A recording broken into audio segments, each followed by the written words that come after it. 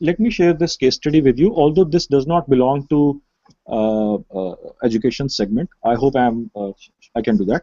Okay, we met this client who was into manufacturing of crane parts. You know those cranes and excavation systems. The top part of that crane is called bucket, and the body or that arm that connects that bucket to the crane, where the crane operator sits, is called boom.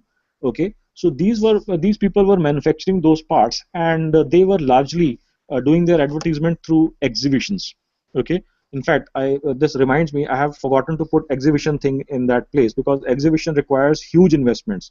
Add that exhibition stuff into your list of places where you are going to look for probable potential audience. So coming back to the case study, so they wanted us to develop a website. It was like 2 to 3 years ago.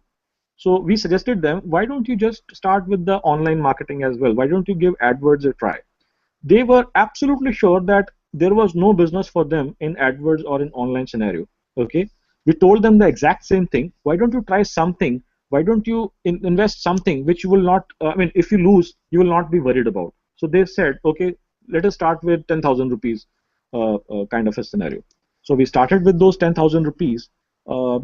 We actually ran AdWords account for them for a week, and within that week we got 385 visitors, out of which they got 8 leads, and they themselves came back to me and told me that 6 leads were approximately valued at 2 crores worth rupees of business. And when they realized that they could get business, they could get leads from AdWords, they actually opened floodgates and they started investing heavily.